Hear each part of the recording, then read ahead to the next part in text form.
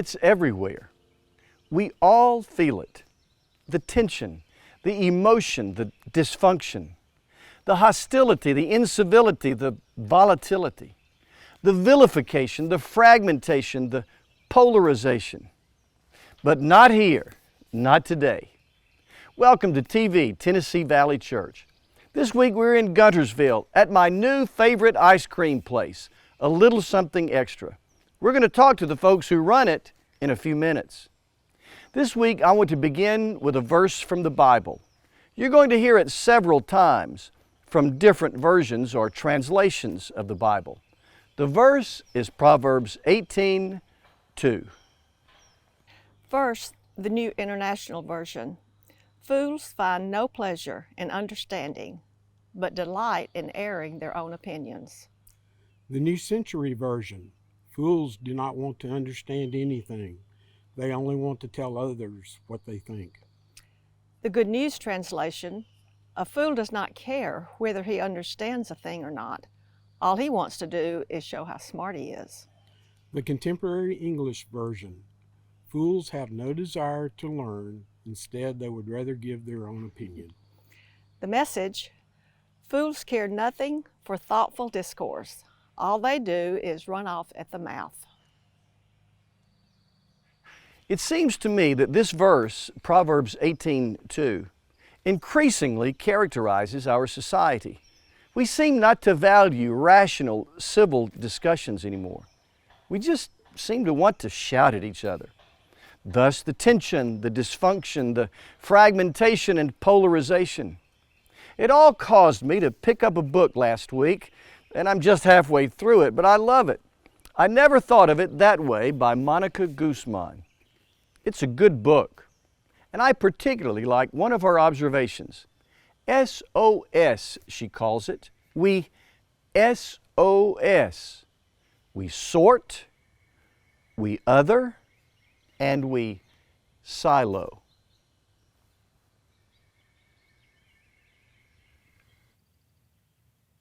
We sort.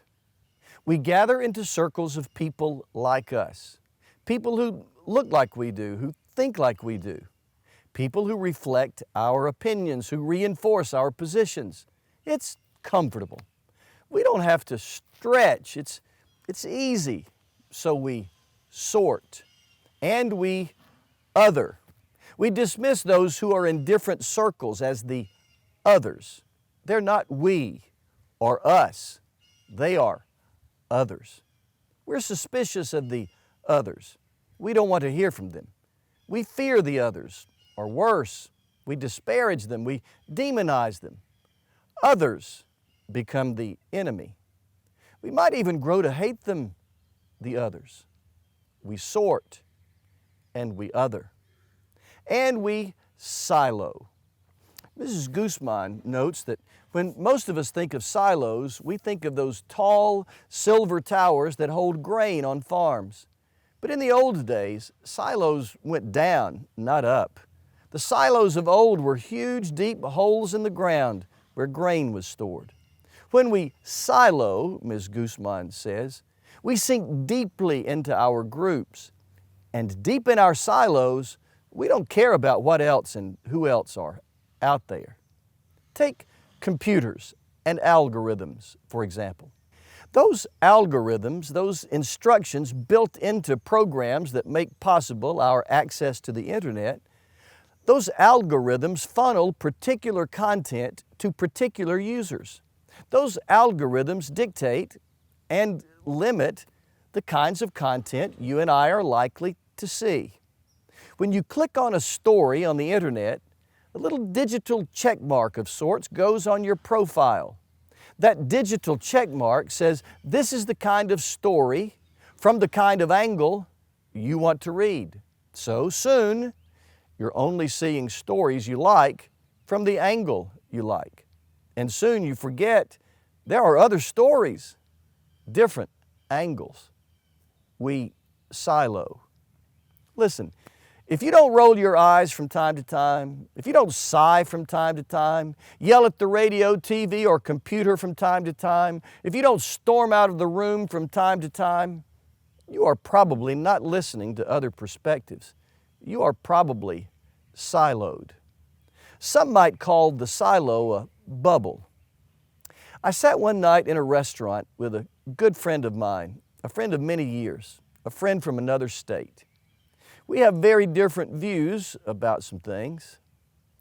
I asked him that night, how many people who share a different perspective have you actually spoken with? I know I live in a bubble, he admitted. Then he said, but I'm fine with that. I was so disappointed with his silo. Mrs. Guzman is right. We sort. We gather in circles of people like us. We other. We pigeonhole people who see life differently. We never think of entertaining the possibility that they might be right. And we silo. We sink deeper and deeper into our holes of isolation. Hence, the tension, the emotion, the dysfunction, the hostility, the incivility, the volatility, the fragmentation, the vilification, the polarization. So what can Christians do about that? Proverbs 4:7 says, whatever else you get understanding. How do we obey God's word there? How do we get understanding? Well, I have some ideas.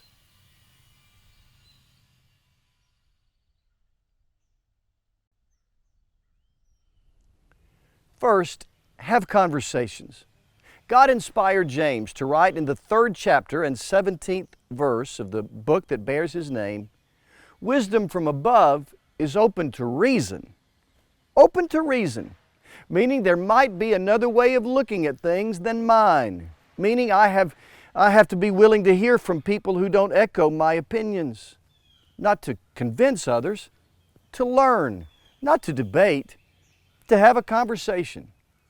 As we shoot this video on May the 1st, there are protests on college campuses across the country. Students are protesting their schools' policies and practices regarding the Israeli-Palestinian conflict. Well, I spent an afternoon years ago in the West Bank with a Palestinian Christian who grew up in Bethlehem.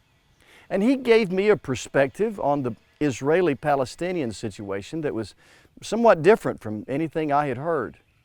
And on that same trip, I spent an evening with a Jewish man in Jerusalem who gave me a perspective on the Israeli-Palestinian situation that was somewhat different than anything I had heard. Following those conversations, I better understood the complexities of the Middle East. And I was a better person for having listened. Don't just talk with people who agree with you. Have conversations that give you a different perspective. Following the murders of Ahmaud Arbery and George Floyd in 2020, I became part of the Pastors United for Change, black and white pastors trying to make a positive difference. Suddenly, I was hearing perspectives I had not heard. Though I always have been drawn to people of other colors and cultures, there are things I just didn't know. I stretched often. I sometimes repented. New information changed my previously held assumptions more than once. Now, we didn't always agree, and that's an important point. The fact that we're willing to listen, the fact that we're willing to look at things through other people's lenses, does not mean we always will agree with them. I remember saying to an African American pastor with whom I disagreed, I'm not where you are on that, and I might not ever be.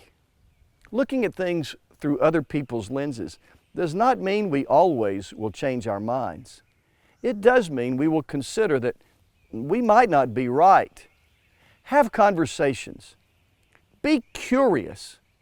Be curious. Reminds me of an episode of Ted Lasso. Now, Ted Lasso, admittedly, was too profane for my liking, but the show did include some good life lessons. Like the time Ted, the American football coach who had gone to England to coach what we call soccer, was in the local pub. Ted was being dismissed and disrespected by a rich, obnoxious bully. Ted calmly said this, Guys have underestimated me my entire life, and for years I never understood why. It used to really bother me. Then one day I was driving my little boy to school and I saw a quote by Walt Whitman. It was painted on the wall there and it said, "Be curious, not judgmental." I like that, Ted Lasso said. Be curious. Have a conversation.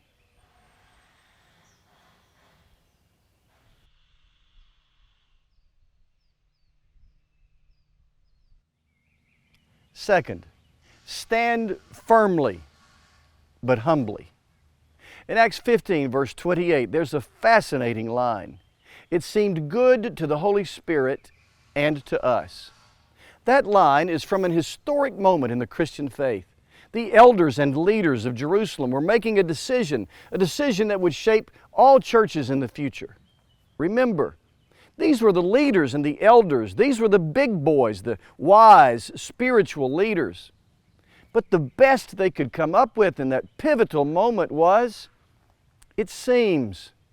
They could not, as fallible human beings, honestly declare they had arrived at the one definitive, end-all discussion Christian answer. But they could, in all honesty, say, it seems to us that this is the right thing. Often, in dealing with complex topics, the best we can do is say, it seems. To say it seems doesn't mean we don't have convictions. To say it seems doesn't mean we don't take positions. To say it seems is to say, I acknowledge that all of us, to quote from 1 Corinthians 13, see through a glass darkly. So, I stand on my convictions firmly, but I stand there a little more humbly. Often, in dealing with complex topics, the best we can do is say, it seems. Let's not sacrifice our convictions. Let's just understand that there are other legitimate perspectives. Let's stand firmly but humbly on our principles. Let's be willing to say, it seems. It seems implies I might not be right. It seems implies I believe I'm right. It seems implies I didn't reach this conclusion easily. It seems implies I hold this conviction until something or someone convinces me otherwise. And yet, it seems implies I might not be right. One of my favorite podcasts is titled, You Might Be Right. It's co-hosted by former Tennessee governors Phil Breedenson and Bill Haslam, one a Democrat and the other a Republican. The podcast, You Might Be Right, takes its name from one of the late Senator Howard Baker's well-known quotes. You should always go through life working on the assumption that the other guy might be right. And if the other person might be right, doesn't it seem wise to really hear what he or she has to say? When I come back, I'm going to tell you the story that launched my interest in talking to you about learning from other perspectives. Jesus, you're my heart's first love, and you've been holding on to me. You once were the air I breathe, so still my heart to remember. Jesus, I am wandering, but you're chasing after me. You once gave your life for me, still my soul to remember. Still my soul to remember. Oceans wave without thinking, your mountains rise without knowing, your rivers run without needing to know where they are going. Your lily spinning so free, they're happy to be. So teach me this kind of humility. Teach me this kind of humility.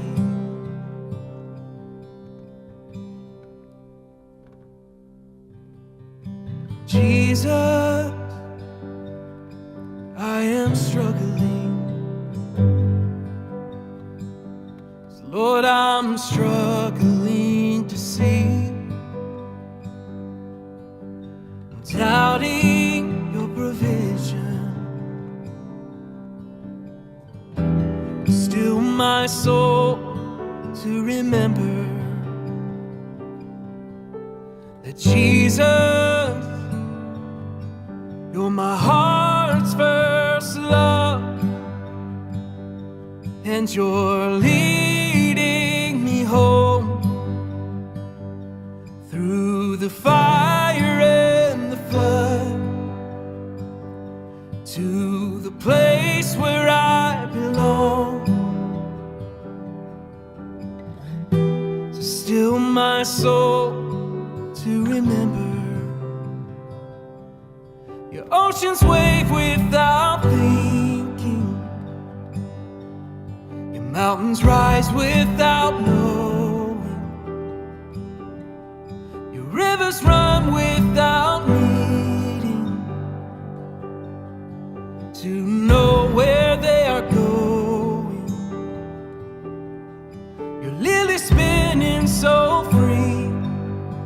Oh, they're happy to be. So teach me this kind of humility. Teach me this kind of humility. Jesus, you're my heart's first love.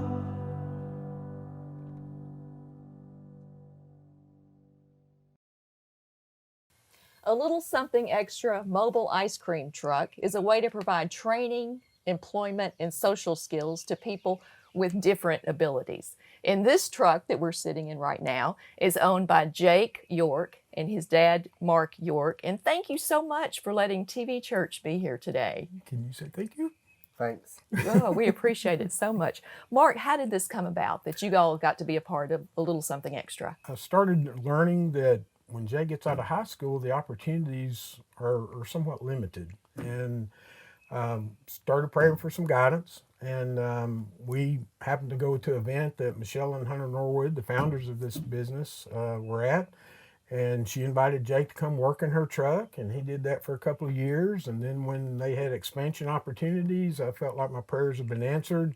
And we've been doing this since March the 1st, so we're still new at it and learning, but it's a great opportunity for Jake. I've been amazed at the amount of responsibility that he's demonstrated. And the fact that he can be a contributing member to society once he gets out of high school and have his own enterprise makes my heart feel good. Well, I know some of the trucks have been to college campuses. They've Yes, been ma'am. all over Alabama, Tennessee, Georgia. What plans do you have for this truck? Well, we're really trying to expand in the Huntsville market. Michelle has gotten a lot of requests for that, so we're really focusing there. But we have such a good working relationship with Michelle and Hunter that we do a lot of backfill for each other. They're down in Mobile this week doing a job, and so we were able to go backfill for them over at Snead College and serve the graduating class yesterday afternoon. And we've had a lot of opportunities in Huntsville already. I've been really amazed at the reception that we've received. And everyone loves ice cream. Yes, ma'am, they sure do. We found that out, no doubt about it. Now, how does it work? You train those who become ice cream experts, like Yes. Jake. What we're really trying to do, even though this is a business, it's really a mission in some respects, in that we want to provide some opportunities for young adults. We have about 15 ice cream experts, and every time we have a job, Jake and one of his ice cream experts will here serve the ice cream from the window. And by doing that, we're giving those young adults an opportunity to interact with the community. We're giving them some vocational training, and just the amount of self-esteem that they get from being able to perform something and receive a per diem remuneration for it it's a joy. What advice do you have for other parents? My first advice to parents is pray for guidance. It may not come today, it may not come next year, but sooner or later you're going to know what you need to do for your child to be a contributing member of society once they get out of school. And Jake has given me his favorite cookies and cream sandwich. This is thumbs up for you. This is your favorite, huh? Well, thank you, Jake. We appreciate it. A little something extra ice cream truck.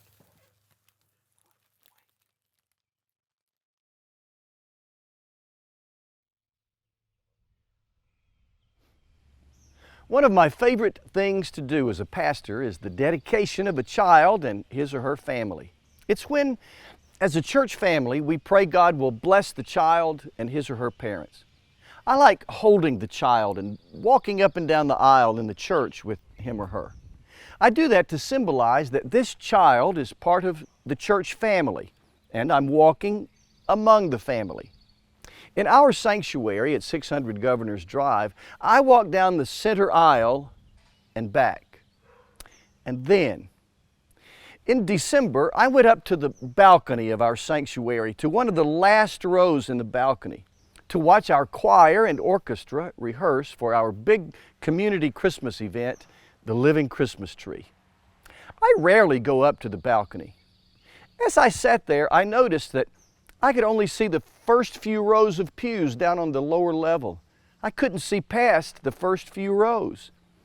And I suddenly had the thought, I realized, when I walk down the aisle with those babies to symbolize they are among family, the people in the balcony can't see me.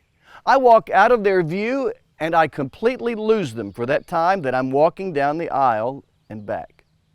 So, the next time I did one of those family and child dedications a few weeks ago, I didn't walk down the aisle. I remained where everyone could see what was going on. Now that might sound trivial, but here's my point. I learned something I never would have known had I not gone to sit in another place. I learned something I never would have known had I not gone to sit in another place.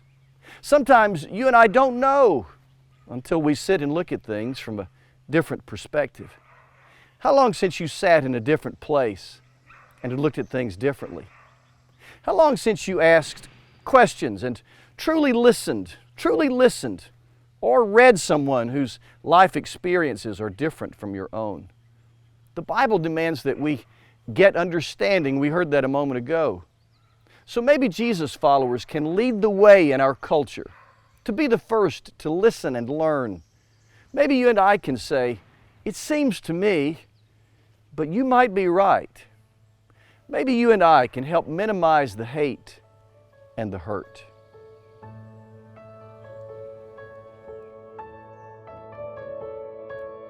Great is thy faithfulness, O God, my Father.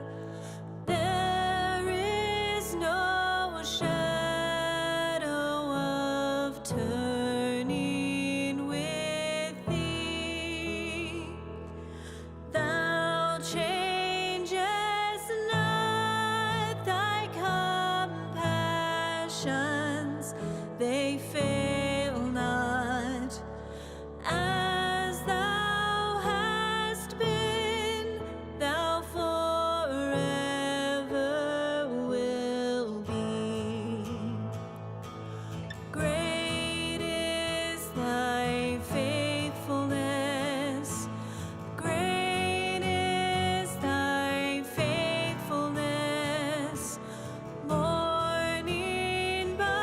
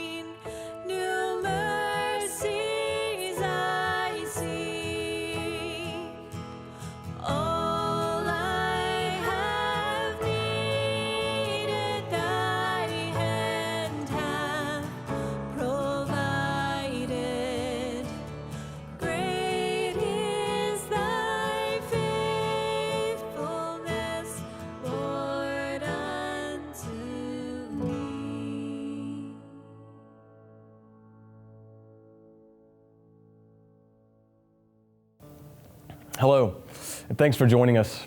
I'm Tim Boone, Minister of Missions at First Baptist Huntsville. To be a follower of Jesus means that you're on mission. God calls all of us to join our hearts with God's heart for the world. I hope that you'll join us as we seek to be the church in the heart of the city, with a heart for the region and for the world. You can visit the missions page on our website to find different ways to serve right where you are, or you can join us as we travel outside of our city and throughout our world. You can also email me at tim@fbchsv.org. I'd love to hear from you.